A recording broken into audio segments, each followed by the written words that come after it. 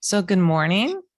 Hi, guys. We're here for another episode, and we're super excited today. We have Matthew Charles, and he's a poet and an adoptee, and we found him because he's featured in Severance Magazine coming out. By the time this airs, everybody will have seen all about him, and he's just really spiritual, and we wanted him on the podcast right away. And you can find him at matthewcharles.poet, and also MatthewCharlesPoet.com. thank you. We'll MatthewCharlesPoet.com. put it in the show notes too. Yes. So welcome. Yes. Thank you. Thanks for having being me. here. Really nice to have you. Yeah, it's really good to be here. We're super excited. So basically, we just dive right in and tell us your story. Yeah. So born in 95, my twin and I were born in Kentucky, and we were put up for adoption. And so within a couple months, we were adopted out by this elderly white couple. Both together? Yes, together. Oh, yeah, okay. we were adopted together. So that's good for like genetic mirroring, I guess, but it was bad for other reasons we'll get into later. Okay, yeah, I want to hear. And yeah, and so it was a closed adoption, but it also wasn't. I've talked to different people as I've gotten older about it, and it's a very complicated situation that I'm still trying to figure out some of these details because different people are saying different things. So yeah, I'm not sure. But, you know, the interesting thing was like the adoption agency had a cutoff age and it was 45. And our adoptive mother was 45 and our adoptive father was 57. So like perhaps technically shouldn't have gone down, but whatever. Did they have any other children? Well, yes. It was both of their second marriages. And so in our adoptive father's first marriage, he'd had 2 kids. But his son died in like 94 or something in a skiing accident. And he is survived by his sister, who is alive and well in St. Louis. I think she's a pastor. She's like in her 40s. So she didn't grow up in the home with my brother and I. Like in the home, it was just my brother and I. We were the only kids there. But yeah, have an adoptive sister out in St. Louis, and we'd go out and visit her sometimes as well. But it was more like an aunt relationship. She has 2 kids, and they're a lot closer to our age. They're our nephews, but like one is like 2 years younger than us, and the other is like 34. So like they felt more like brothers than she felt like a sister. She was more like an aunt. Yeah. But so we move out to, so our adoptive father, he was a psychiatrist. And so he'd get jobs. His whole pattern was like, he'd work until the point of burnout, and then he'd uproot our family and we'd move. So, you know, we're born in Kentucky, and then we moved to Phoenix, Arizona, and then we moved to Klamath Falls in Oregon. And then we moved to Winchester in Oregon. And then we moved to Roseburg, and he's just getting different jobs in these different places. And these 4 or 5 moves happened all before we're like 5, 6 years old. And he was already 57 and kind of making these changes. Had that been his pattern prior to bringing you guys into the family? I don't know. I do not know. He died. So I do not know. He died when we were 13. So he was like 72. Had pulmonary fibrosis that had been ailing him for I don't know, 5, 6 years. And so, well, actually, no, like almost decade, I think, actually. They didn't know it when it started. They thought he was just getting like cold and pneumonias and stuff. But then as it got worse, so it was like, actually, dog, it's pulmonary fibrosis. So yeah, so we grew up in this place that I call a mansion. It wasn't really a mansion, but it's just the biggest place we ever lived.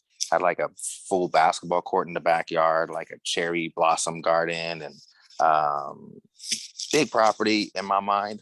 And then we went bankrupt. That was in Oregon? That was in Oregon. Yeah, that was in Winchester. And we go bankrupt. And so I'm like 8 years old then. And so we moved into this duplex, and And yeah, that like growing up was this thing where like, so my adopted mother and I are estranged-ish at this point in my life.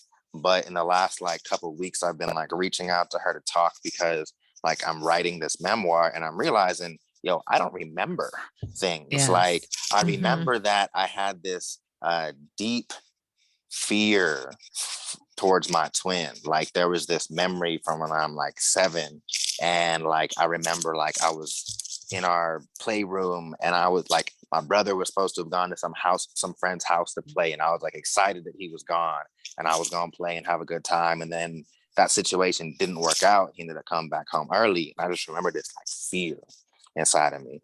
And so Was I he was your identical twin or fraternal? Nah, he was fraternal. Okay. Yeah, and so I was just I called up my adopted mom, was just like, hey, like I know that I was afraid of him even then, but I don't know why. And she was like, oh, you don't remember this thing that happened? He destroyed a house, he'd do this and this and that, or these different things. Or we had this family therapist who, we're like 6-7 years old, who'd come to our house in the evenings. And I was like, I did not remember. Then she told me a story, like my brother, he has diagnosed with some mental conditions that kind of made him fairly erratic and violent growing up. And so it was a very abusive home in that sense. He demanded a lot of attention from our adopters. And then,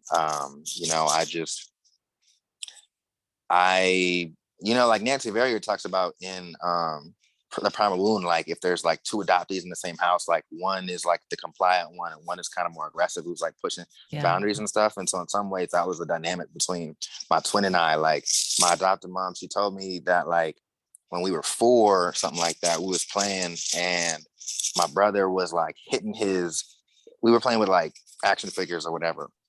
And he was like hitting his dudes like really hard. And our adoptive dad was just like, hey, like, why are your guys so angry? And he was like, they're mad because they don't know their real mom.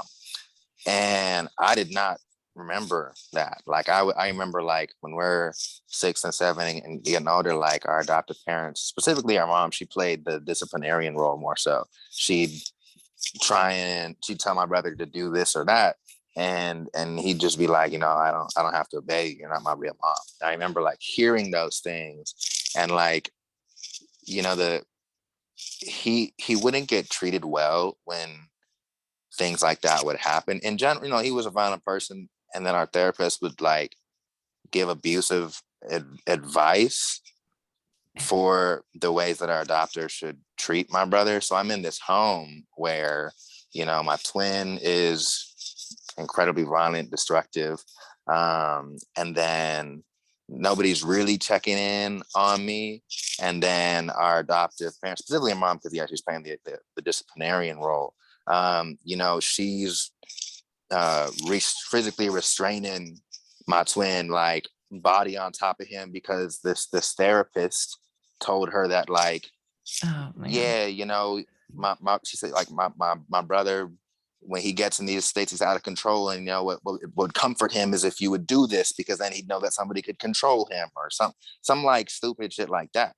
But it wouldn't work. He'd get very mad that this was happening, because it's not really how anybody should be treated like that. No. And my adopted mom told me this story of like one time during like a family therapy session, like my brother just didn't really want to participate. He usually didn't really want to participate, but this time it was just a lot worse. And Pam, which is the family therapist name, like kicked him out the house and locked the door. And he's scared of the dark. She's coming over at night. He's scared of the dark. She kicks him out. He's like, please let me in. She's like, nah, if you're going to act like an animal, you can stay outside with the animals. And so how old is he at this time? Like 7? We're like 7. We're like 7. Yeah.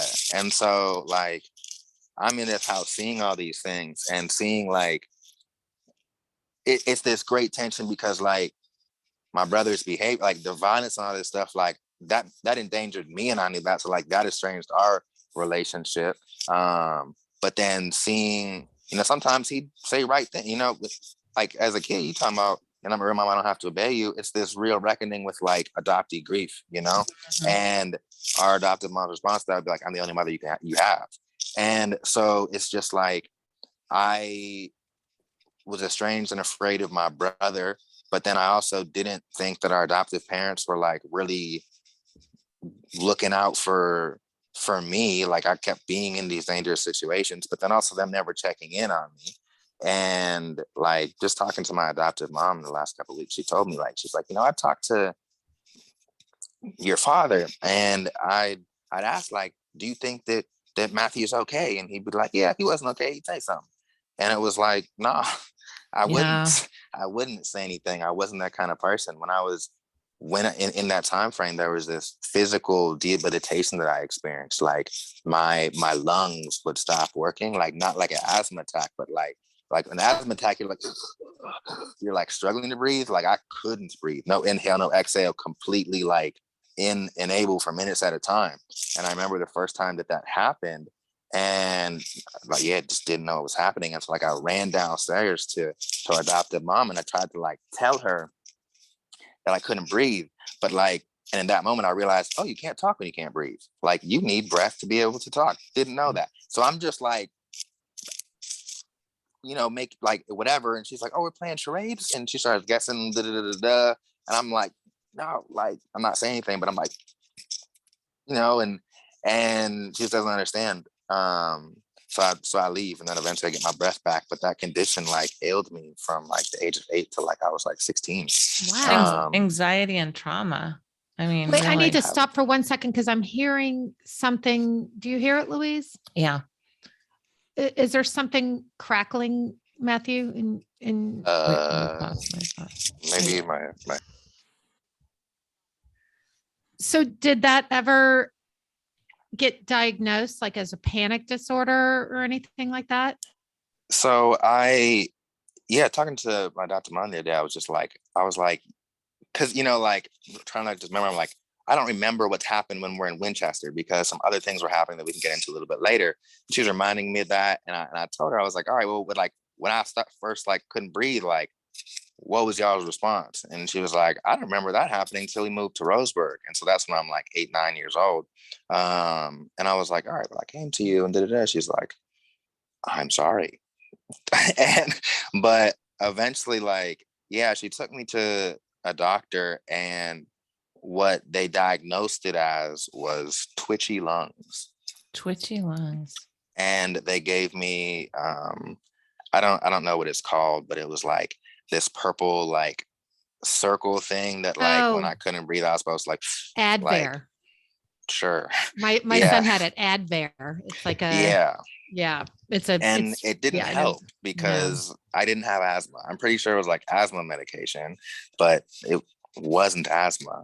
And I was in this situation as well. Like as I look back on it, like I did not know that I could or should advocate for myself. Right. Like this morning I went on a walk with my dog, and I reminded of this time when like went to a playground as a kid, and as a kid, like maybe you'll fall from the monkey bars or whatever and you'll skin your knee, and then you'll look up to your mom like, am I okay? Like, let me just check real quick because I just don't know. And then if she like nods you off, you're like, cool, I'll go back to playing. And so like as a kid, like where my adopted mom should tell me like, yeah, we thought if you weren't okay, you tell us. Whereas for me, I was like, I thought you would tell me I wasn't okay. I didn't know any other lifestyle than this abusive, terrorizing home that I was in. And so like, and when I go to school, like I wouldn't tell people what's going on at home. I didn't know that other people's homes weren't like that. I had no clue. I just thought this was normal. So I didn't know I wasn't okay. And the lung thing got diagnosed as twitchy lungs. And your body knew it wasn't okay. You're like something like that. Holding all this anxiety. Something like that. jumping back for a minute, what were the circumstances of your adoption? Mm-hmm. Yeah. And how old were you two? Were you babies? We were in the womb when it was being worked out. And so like our first mother, she had some drug issues, and she was also sleeping with a married man. And so that prompted the desire for them to put us up for adoption, and it was a private adoption. And our adopted parents, like, they were doctors, they had PhDs and such. So like our biological mom, she was just thinking like, y'all will be economically fine. She also had said, like, this is like really tough to say, but like it's something I've been reflecting on, because like we just got in reunion like 3-4 weeks ago. And so like she was just like telling me different things about the circumstances and about her life, and that was just really helping me. And so she said that like because there was Black families that wanted to adopt my twin and I as well, but she chose a white family intentionally. And I was like, oh, why is that? She said, well, one, their economic situation, we thought that'd be fine for y'all, or good, even, like they had a real good situation. But then also she thought like, because they're white, that this wasn't her word, just kind of how I interpret her words, but it means similar things. Like it was to create this dissonance in us to like know that like our real mom was really out there, and that we'd like come looking for her. Like she didn't want us to forget her. So interesting. She also apologized as soon as she said that. She was like, yo, I was playing God, I shouldn't have done that, but that was what was up. And so growing up, we grew up in racial isolation. And so like I remember when we're in Winchester, like this period from like 6 to 8 years old, like because our adoptive dad also, he then moved out the house for a year, which was a situation I was just told like, yeah, he'll come visit on weekends or something like that, and and I did not know that like Child Protective Services was involved, and they thought some things which like I'm not really able to say out loud on a podcast, but it was an investigation that was going on, and so he wasn't allowed legally to be around my brother and I unless our adoptive mom was present as well. But I was not told that. So I'm just like, he's out at the manor, he's living there, whatever. Like, I'm not thinking that like they're going to get divorced or anything. It's not even in my mind. I was just like, all right, here's what's happening now. But I would like, our biological father, Danny, he would send us birthday cards, I'm told. And so I remember like looking out the window and like imagining that like my biological father was this like African king who was gonna like come and bring me specifically, I wasn't thinking about my brother, but me specifically, back to wherever we came from, which I imagined to be this Black land where I was beloved. Like I felt so othered already as a child for being Black. Like I was just so made to be aware of Blackness. And like my adoptive father, you know, he went to seminary, he read the Bible in Greek for fun. My adoptive mom was a nun. And so Christianity was like, granted, we didn't talk about it in the house ever, but we went to church all the time. And so like, I remember there was this, you know, there's just messages you get. One of the first times I was told that I was Black, I was in 3rd grade. So this was after the bankruptcy happened, after we moved, we ended up changing schools. We had previously been going to a private school, but then we didn't have enough money because we went bankrupt to go there. So we go to public school. Public school also had special education classes, which my brother was in need of. And so I'm on a playground, and this girl who I'd like never talked to before, like runs up on me out of nowhere, just like, hey, do you know why you're Black? And I was really curious and interested, actually, because I did not know why I was Black. Like race was never talked about in my home. Mm-hmm.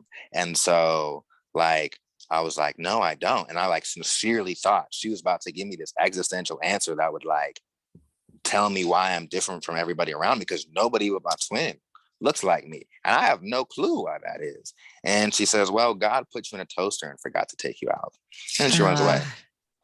And so like, that's like how I'm coming to imagine and know my place in the world, my relationship to the divine, is this person who is so forgotten that his skin is the forever mark of this.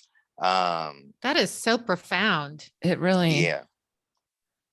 And you're in Oregon. How you interpreted that is really profound. Yeah. Yeah. Yeah. Yeah. Well, I'm a poet. That's what we do. Yeah. Did you, I have a question. So your adopted mom, I'm just wondering, because she didn't have other children, right? So is she part of the reason I think maybe you guys were adopted? She's 45. She never had children. Yeah. She, from what I'm like understand, all she'd wanted her whole life really was to be a mom. And she had a first marriage, and it was like not good, psychotic dude. Like, I think the relationship lasted like under a year. And then, she meets adoptive dad. He's 12 years older. It's just like, maybe biologically, like, she's a little past her prime. Yeah. And so these different things factoring into it. So wanting to adopt, because she'd always wanted to be a mother. So did she, like, if you came home from school and said something like that? I mean, I know you're living in Winchester, Oregon. I've been through there. It's not a lot. It's not very diverse. Did she help you with any of that, or did you ever? Well, I wouldn't say anything. I said something once. The very first time I was called nigger was at a church function. Our church was the kind of church like this family's house had like burnt down, and our church was like, it's all right, we'll show up next weekend and build you a new one. So we're at the construction site, and I'm helping one of the kids who is in that family. And he says, go get me a hammer, nigger. Oh, and I'm like 6 or something like that. And I never heard that word, so I didn't understand that it was racialized, but I just understood like it wasn't that's good. Not a good word. He doesn't mean it. Like, he's not saying something nice to me. So I went to my adopted mom and said that, and she's like, she just passed me on the bus. Says, it's okay, go back to work. And so I did. And I wrote, so I'm 26 now. So I, like, 4 years ago, I wrote this poem about that situation. It was called Affirmation to the Dominance and Non-Belonging. And I say of that moment that it created the seedlings. In hindsight, it created the seedlings for me to think that whiteness was unsafe, and my family were people I can't relate to, and Christ was just a tool to keep me and my people in place. And it was really just exploring like how racialization, growing up in a racially isolated situation, and then being just Black and being like called nigger all the time and these different things, and having nobody to go to tell me anything different, like really set the foundations for some of the foundations for different relational patterns, and feeling like I don't belong. And I wrote this poem, and it's real beautiful. And I went to St. Louis, and I got some music set to it. And I sent it to my adoptive mom just because I was like I was just proud of the piece. It just sounded really beautiful. And so I wasn't like trying to like shit on her or nothing like that, because I think I'd already like told her that story maybe, but like, I don't know. And so I sent it to her, and she hits me back. And it's just like, that didn't happen. I was like, what? Like, I am 100% certain that this experience happened. She's like, nah, it didn't, but whatever. And then a number of months later, she gets back to me and is like, God showed me a vision, and it did happen, and I'm really sorry. And so that is really like characteristic of like, she wouldn't believe me when I would say things. And so like, I learned very early not to go to them about the way that I'm feeling, because they wouldn't believe me. When my brother's talking about, you're not my real mom, her response is, I'm the only mother you have. not anything that is more adoption competent is able to hold the tension of like, yeah, you do have another mother and she's here or whatever, but you know, whatever it would be that she would tell me. But so I didn't believe, because of the evidence around me, that I would be cared for if I shared anything. So I had this like, you know, as a twin as well, that affected things. Cause I like in school, you know, as we get older, people would call him the bad twin and I was the good twin.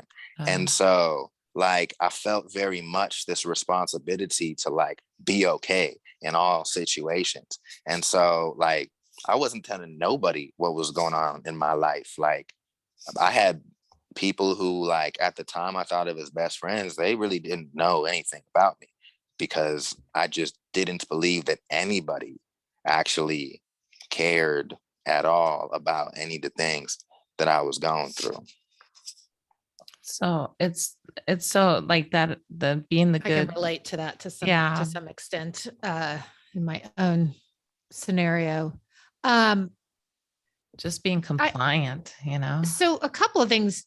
Your adoptive parents obviously knew who your first parents were, so it wasn't a closed adoption. Did you have any contact growing up? I mean, I know you said your first father sent cards. Tricky. Yeah. So did you get those cards that she just mentioned? I don't remember. Like I have such a bad memory. Like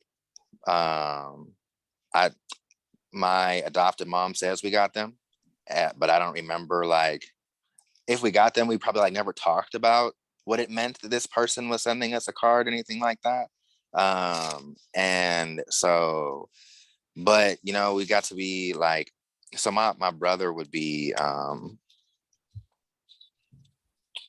he would be in and out the home, sent away to different group homes and things like that for 6 to 9 months at a time. And this is happening like 5 times between the age of like 9, 13 or 14. Wow. And so in like, we got in contact with our first father. I'm told that like my brother found him on Facebook and that's how it happened. But we'd talk on the phone sometimes. And so we had like a little relationship, you know, he'd be like, you know, you keep your grades up, I'll buy you a PlayStation. So I did, and he didn't.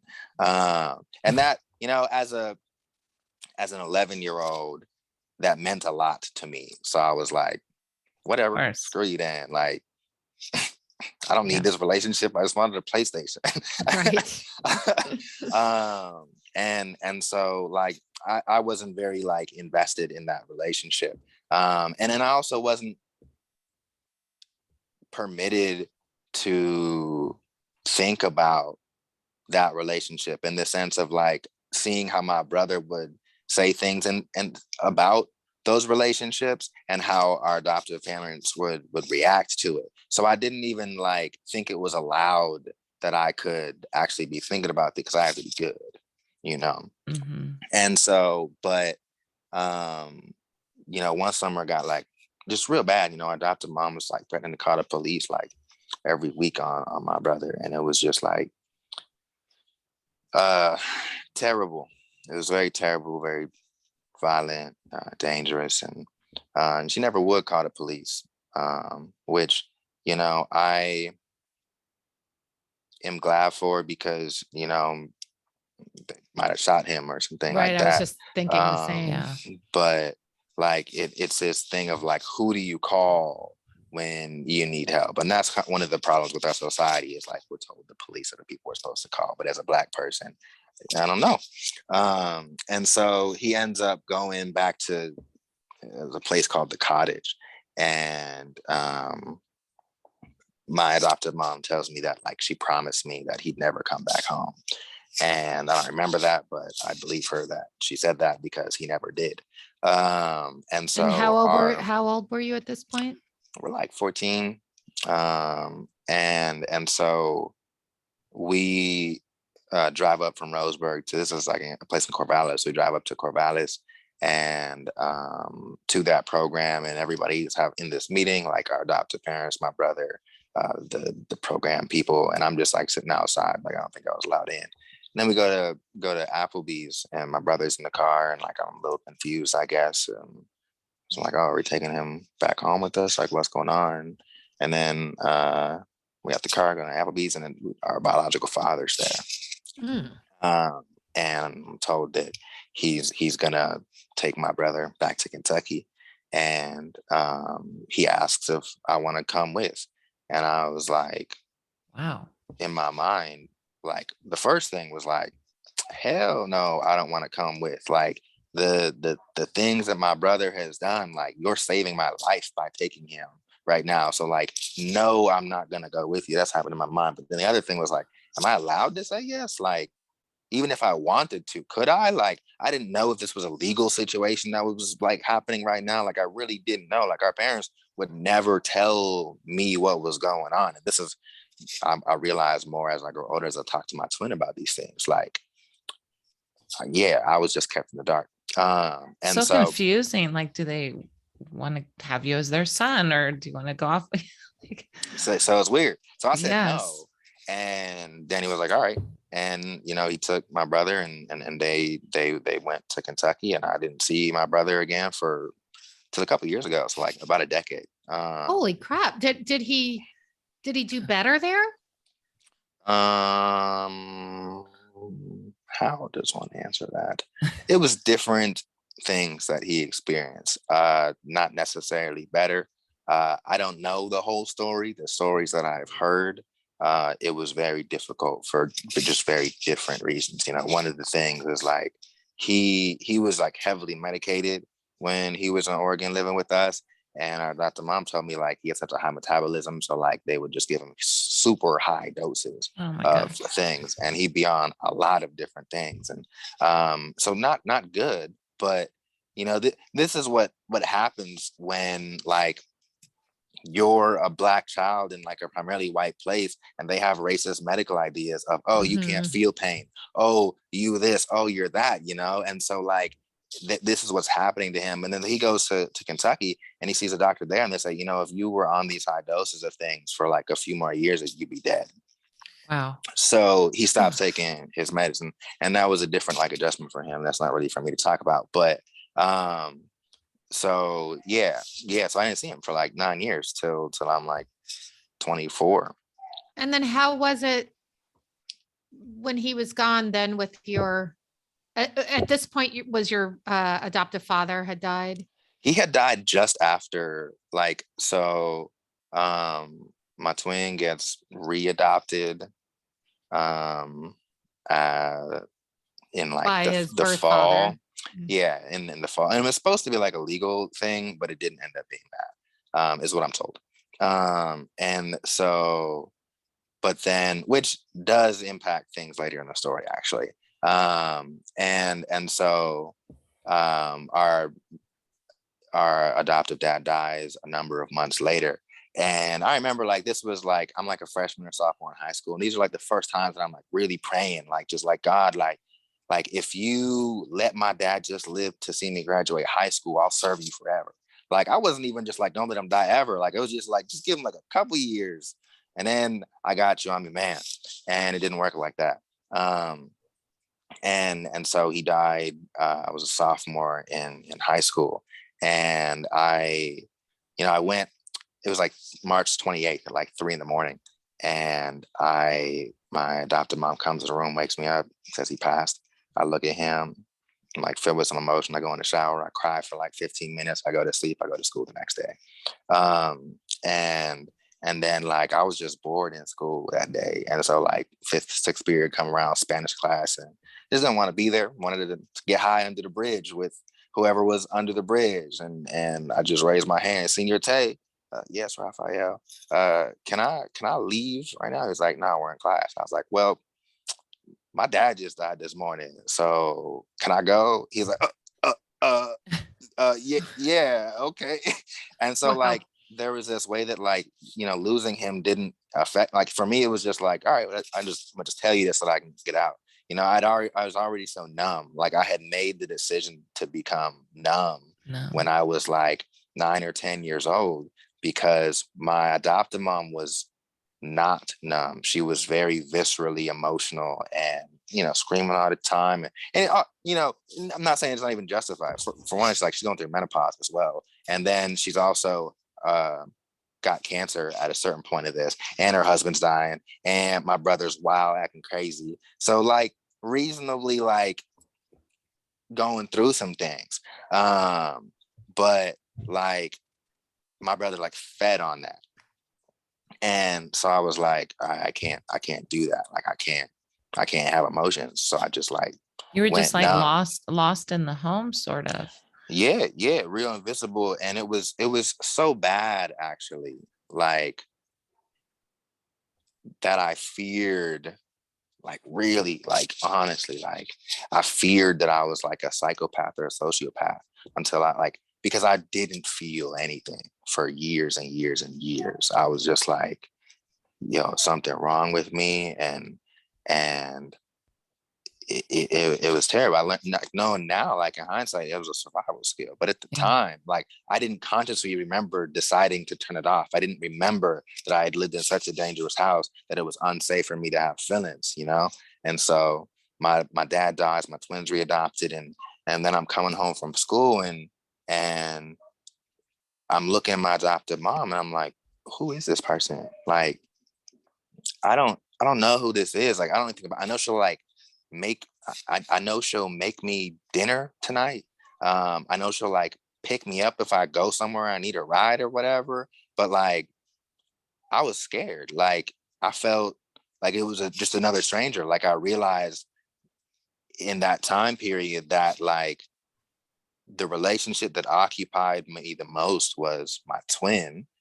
And then like my adoptive father would kind of, we'd go out and play basketball sometimes, or we'd go fishing or on a bike ride or whatever. We didn't really know each other. Like we didn't talk. So like he didn't know anything was going on with me at all. But I never talked to my adoptive mom. I didn't realize that till my twin was readopted and my adopted dad died. So you're just alone with her in the house. Like, who are you? And you're just alone, period. Like there's nobody in the world that you like have an intimate relationship with, really, huh? I mean, I had, I was like really interested in women. And so there were some different girls like, but I had this girl that I was like, I loved more than like anybody. Her name was Kimberly. And she was like a year younger than me. So I'm a sophomore, she a freshman, and she'd always want to date. And I didn't want to date her, but I date other girls. I didn't care about the other girls. I date them, have sexual relations, whatever. I didn't care about them. But it was like Kimberly was like, no, I actually care about you. So I don't want to be in a relationship with you because I'm going to leave Roseburg. Like, I'm not going to be here forever. Like, all this is temporary. So like, I'm not going to do long distance. So like, I was like committed to escaping already. And I was like, well, I don't think I can take you with me. And I don't want to start something that I can't finish. And so there was that kind of like barrier to like an even deeper intimacy that I had in my life. And so that was tough. And then my best friend, she was like my little sister. Her name was Naomi. She passed away. Rest in peace. But that was my girl. And like when we ended up moving to Wisconsin, which was a whole situation in and of itself, like a number of years later. Like I'm like 18, and a year later, after being in Wisconsin, my adopted mom kicks me out of the house. She says like, you're not doing the things I tell you to do, because to live with her, because at first she was like, you can't come with me to Wisconsin. Like you got, like, God says like, you're not supposed to come with me. And I was like, what? And so like, I was planning to stay in Roseburg. I had this after school job at the Boys and Girls Club working there. And I was just like, I don't know, I'll figure stuff out. But a couple of weeks before, she said I could come with, but she's like, you have to go to therapy and you got to have a full-time job. And so I was like, I had to drop out of school so I could get a GED, because I wouldn't have been able to have a full-time job and do school moving to Wisconsin. And then saw a therapist. And then a year later, she's like, you're not doing what I told you to do. I was working more than full time, but like legally the way that the job worked, like they didn't want to have to give you benefits. So they schedule you for 34 hours, right? They work you for 50 hours, but on paper, you're not full time. And so she had an issue with that. And I was like, look, that's not me. Like, that's them. Like, nah. So she kicked me out. So I was like gonna be homeless, and winter was coming up in Wisconsin, and I was just like not trying to be homeless out there because people freeze to death. Like, it's terrible. So I caught a train out to Roseburg, and I was homeless out there. And Naomi picked me up from the airport. You know, she could tell that something was different between us. You know, we've gone through a lot of life in those 2 years have been apart. And then the last time I saw her was a number of months later.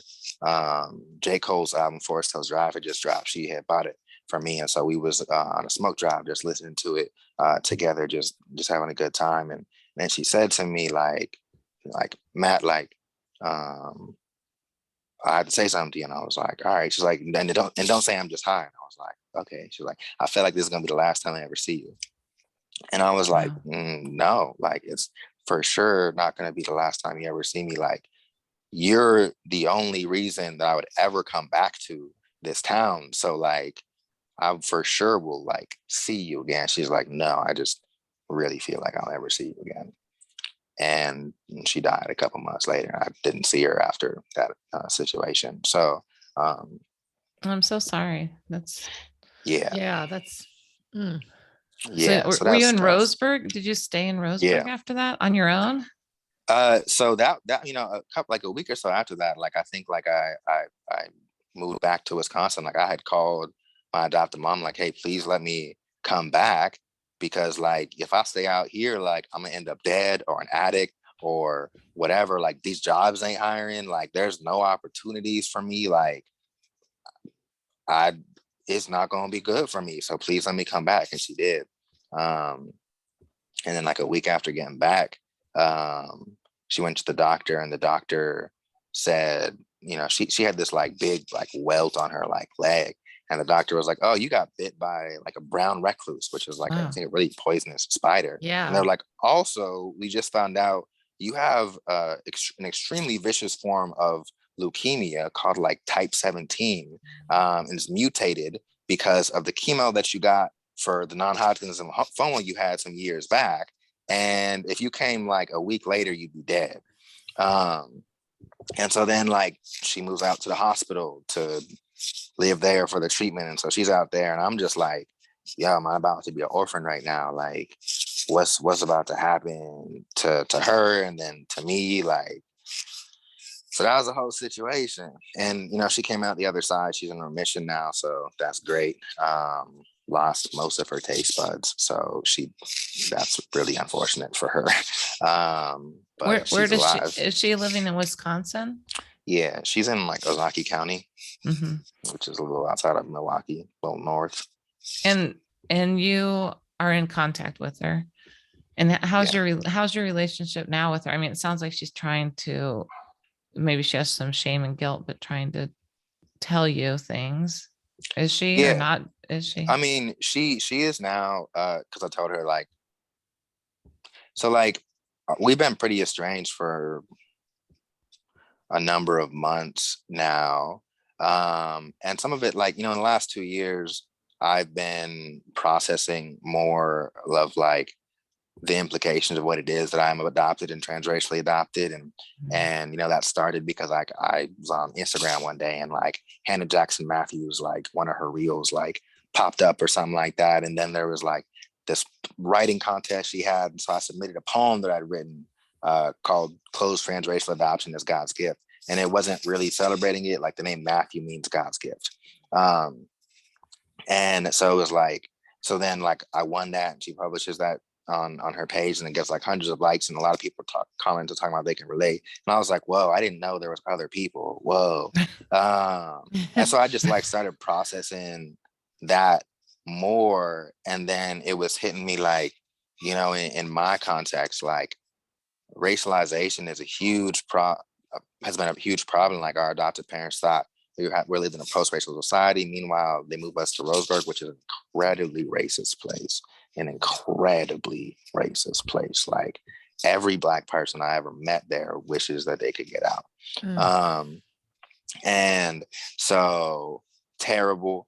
And that's these Black kids I knew, they have Black families. I didn't have a Black family to go back to. Like I'm going back to a white family who doesn't know anything about this stuff that's going on. And so like And when Mike Brown was killed in Ferguson on August 9th, 2014, that's my birthday. And I was scrolling Facebook, and I mentioned my adoptive sister, she's a pastor in St. Louis. So there's some different people in St. Louis that like I'm friends with on Facebook. And so when that happened, Mike Brown, like somebody taking a photo of Michael's father holding the sign saying the police just killed my son. And I'm like scrolling Facebook and I see that, and I was like, whoa, what just happened? But I kept going. It's my birthday and I really didn't care, to be honest. But then my sister invites me out to St. Louis a couple months later. I thought it was to hang out, but it wasn't. It was to participate in Ferguson October, which was a mass organized protest to get the indictment of Darren Wilson, the man who assassinated Michael Brown. And I got choked out in the front lines there by cops. Different things happened and such and such. And I get back to Wisconsin. I'm telling my adopted mom some of these things, and she says, "What if there's a race war? Whose side do I choose?" That is an odd question. That is an odd question.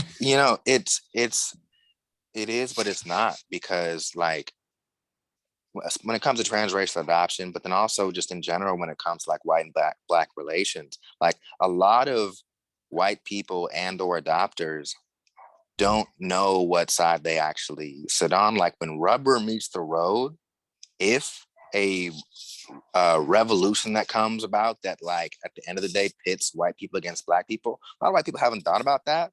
And so like they don't know if they would choose white people or black people. And so my mom is asking this like really honest question. It's a really incredibly violent question to ask your transracially adopted black son, hey, should I choose you or should I choose me? So that's the other layer that's there. But at the end of the day, most white people that I've ever met would not actually choose black people, because to choose black people would be to lose the things that they've gained because of whiteness. So I'm not surprised that she asked that. But going back to like the relationship, so that really had profound implications since then, of just like realizing you wanted a son, you don't care about my life experiences as a black person. It was a selfish, like I think Nancy Verrier talks about this, BJ Lifton talks about this, like when you adopt, particularly adopting babies, there's a lot of layers to that, right? Like if an adoptive parent isn't facing their own infertility, if they're not like really aware, do you want to be a parent or do you want a baby? Do you want some reflection of you, and that unawareness and selfishness, if you will, is going to affect that relationship. And so, there, at any rate, that's just my thoughts about that. That's true. So it's one of those things where like that definitely took a toll. Was that kind of what the final thing that led to an estrangement? No, because we've been in communication, but last year I had driven out to Madison, Wisconsin to help a friend with a construction project, and I was going to meet up with my twin and my adoptive mom and our adoptive mom. But then like she was like, yeah, he got a hangover, so he don't want to come. Black still come. I just realized like, no, I don't actually like really want to see you. I just was hoping more to see my twin, because like in the last 15 years I've seen him 5 times. And so if he wasn't coming, I was like, well, I'm not that invested in you to like have you drive out here, and like you're not really gonna spend 5 hours or whatever. So and that was kind of more when like, because for my work, like for the last number of years, like I'd travel a lot, I'd be out the country, and so we were just not like we saw each other that often anyway. She wasn't very like close to me in life, so it was just I wasn't thinking about that relationship, even the situation of whose side you on. I didn't like really think about that until recently, and just realizing like, that had profound impacts on what I imagined as the cap of our relationship. But recently, I for the last October or something like that, it was just like yeah, I'm just not trying to talk to you. Like I'd actually reached out to her and was just like telling her, because she asked like, why don't you want to see me while you're in medicine? And I was like, I don't know what I said. She's like, oh, I can tell something's wrong. So what is it? And I was like, I'm not gonna tell you now, maybe in a couple months. So we didn't talk for a couple months. And then I told her, like, you know, to be honest with you, like, I'm thinking about cutting you off, like, entirely out of my life. And it was a lot longer conversation than that. But that's what I was like telling her. I was like, this is really the reason why I want you to come see me. It's like I realized like I'm just not invested or interested in this relationship. But I didn't cut her off at that point. I just told her, this is what I'm thinking about. This is why I didn't want to see you. And, you know, she cried. It was hard to hear. And she was like, well, you know, I guess if what you want to do, then whatever. And so just been thinking about that over the last number of months. And then we got in reunion with our birth mother. Right. That's what yeah. Yeah. Like, we want to hear how that happened. Yeah, that was a 23andMe. I had done that. So you didn't know her name, even though I knew her name. Okay. Okay. I knew both her and our first father's name ever since we were young. But no idea how to find her. Like we were told when I was like my brother was out the house at this point, so it was just me. But our adopted mom said that like when I was 18, I could go to the courts and file some stuff and find out. And I turned 18 and find out that like, nah, Kentucky says you got to be 21.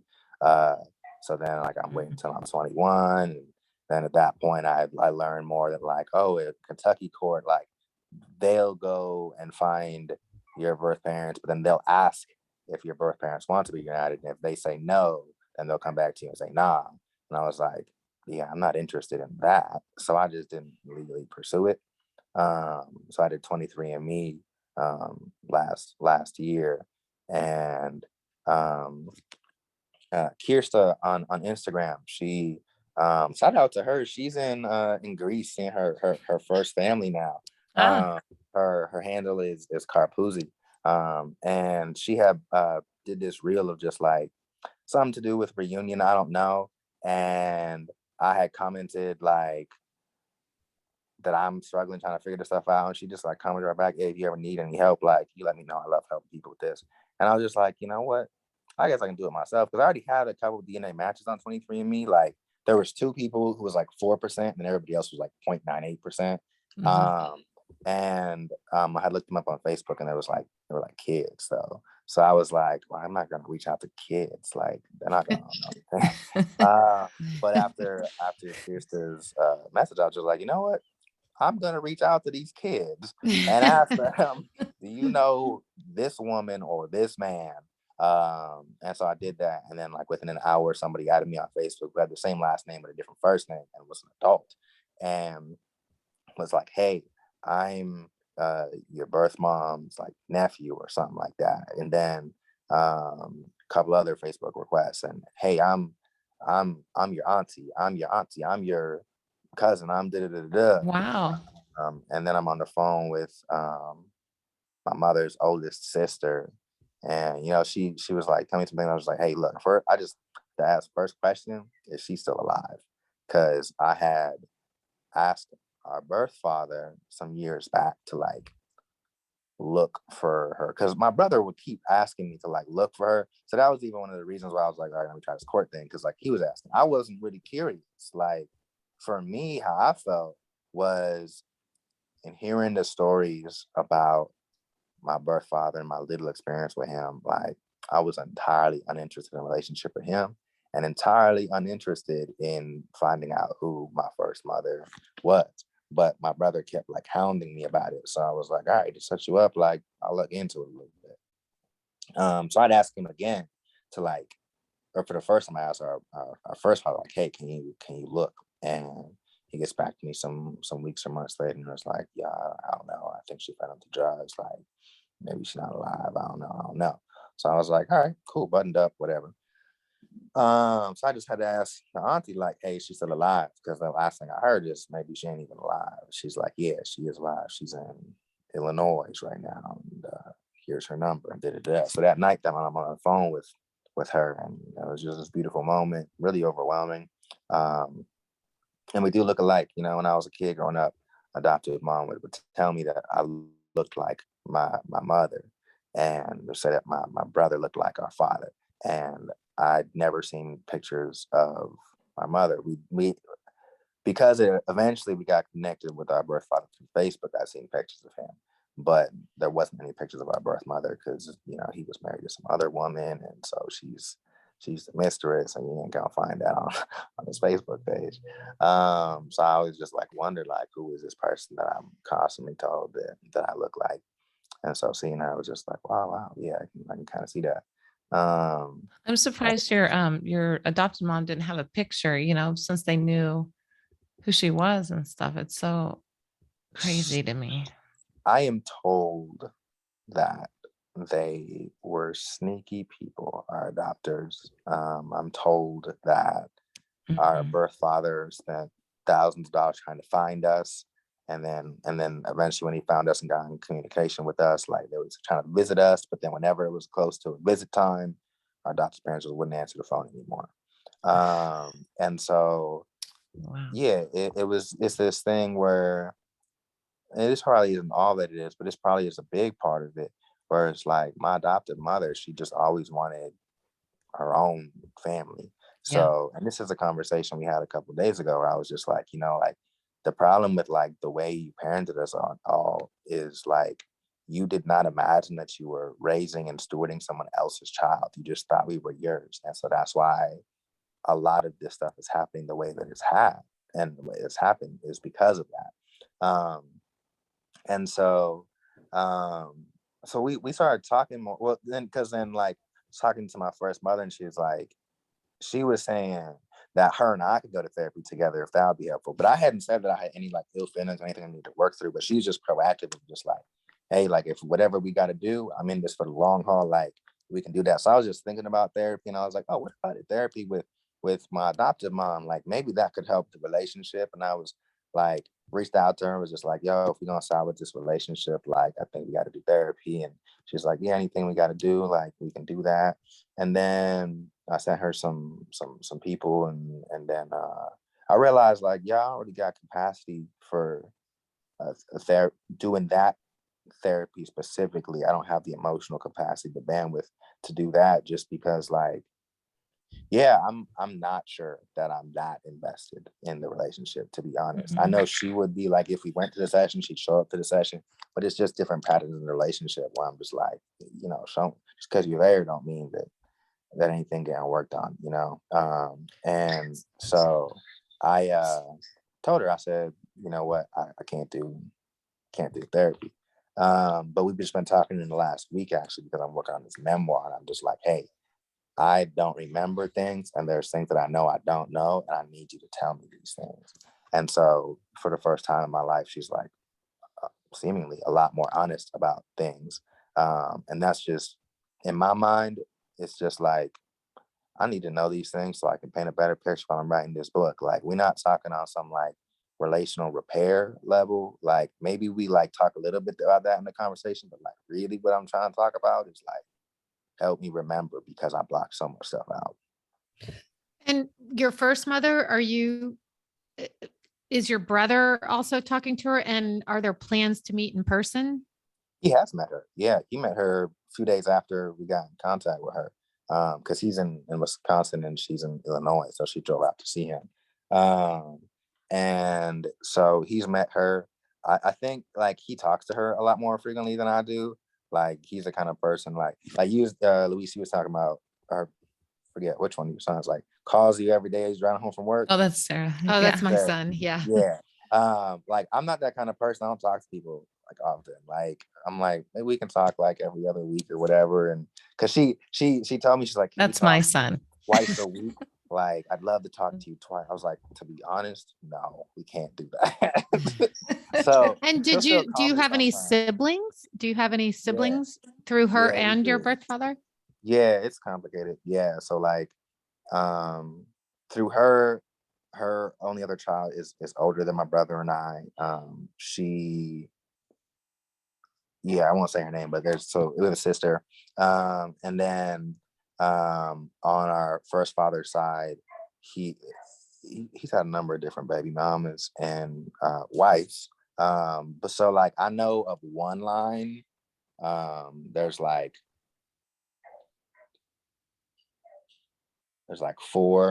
three brothers and a sister, and that's who, like, you know, my twin is readopted. Like, he's readopted into this family, so he's like meeting them as siblings and stuff. And so we friends on Facebook. We don't like talk like that, but like I know who they are. They know who I am. I'm told my little brother like really looks up to me and wants to be like me. And so, but like we don't talk. I'm really not like a keep in contact person. That's well, your story, you and your story are still evolving, it sounds like. Yes.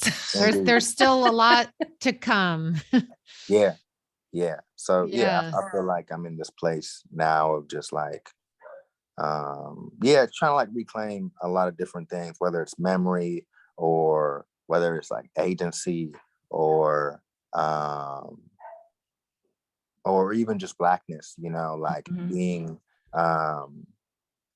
there's a way that in the way that my adoption took place, or that what was practiced as well, was cultural genocide.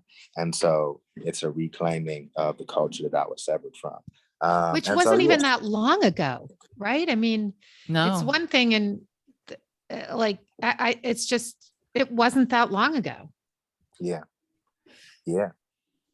Keep fighting that fight, and you know, maybe that's your place, right? Like being that advocate and making that having that kind of change, and maybe. You know, and the people that you saw on Instagram and all of that, people are looking at you now with your story. Yeah, that's what's wild to me, because you know, I published in Severance and then published in Visible, and people just be reaching out to me and just looking up to me, and that's wild, because I'm nobody special. No, you are somebody special, because I think we are all somebody special. That's right. Nobody like any of us. That's anywhere. right. And you're only one of us in the universe, right? And you're telling a story that probably so many, I mean, there's probably kids right now who would listen to it and be like, this is what I'm going through, and I can't say anything in my home. And no one's understanding me. And you know, that's what I do it for, because like when I look at, you know, I've been in this kind of adoption aware space for the last 2 years, and there's just not that many Black voices. And then when there are Black voices, it's usually Black women, which is great. Love Black women. And so like just different intersections that I bring to it, like people, there's just not somebody doing it the way that I'm doing it, I guess. Like, so I'm just trying to be the person who could save the life of 13-year-old me. And and so I love, it means a lot to me when people tell me that like my work is meaningful to them, because like I make things because I love making things, but I also love making an impact. And so that's what it's all about. Well, really, really appreciate you being on the podcast and giving us this time and being so vulnerable and honest with your story. Really, thank you. Absolutely. Thanks. I feel like I'm going to be thinking about it all day. Like I know. I'm going to keep following you. I want to see how everything's going to play out for you. And will you keep up with us and update us? You know? Yeah, for sure. Let's do it. We on Twitter, so we can. Yeah. Yeah, it's been, I just feel like you really are making bigger difference than you know in long term. I think in your life, you're very young. You're going to go forward and do big things. I just feel it from you. That's what like excites me. That's what I'm like coming to be aware of like, oh, like, dang, I'm really only 26. Like, you are young. Like, I got so much to do, you know, like I'm really excited for this next period in my life, because you know, even as an artist, like I'm just becoming more aware of my own story. And that's whether it's the memoir, I'm writing children's books now, like I've done film, I write poetry, I'm doing different things that are all kind of coming back to these stories that like I wish I had seen when I was a kid. And so like that's what just lights my day up. I wrote this children's book. It's called Blackbird Misses His First Mother. And it's because like I never see children's books that about adoption that like really reckon with adoptee grief and like that awareness, like never see them things.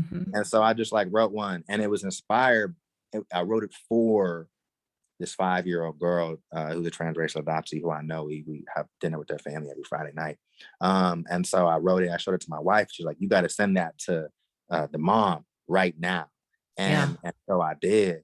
And she was like, yeah, this is the most meaningful gift that like one of the most meaningful gifts anybody's ever given to us. And like we read it with the girl with our daughter, and she felt really seen, and she was like, oh, she has a first mom too. Wow. And so it was like, wow. So like, I'm so excited for whatever's to come, because I feel like it's got to be something. I ain't put in this much work to do nothing. And you have the wisdom, you went through the hard stuff, and you have the wisdom of, like, I feel like you're an old soul in a very young, vibrant way. You have your whole existence to like make difference and change. Yeah. Well, thank you so much, and please keep us informed of what you're doing. We'll be seeing it anyway. Hope so. We will. And we're happy to meet you, and thank you for coming on. We're so glad you did. Yeah. Thanks for having me. Thanks, Matthew. Talk to you soon. Bye. Bye.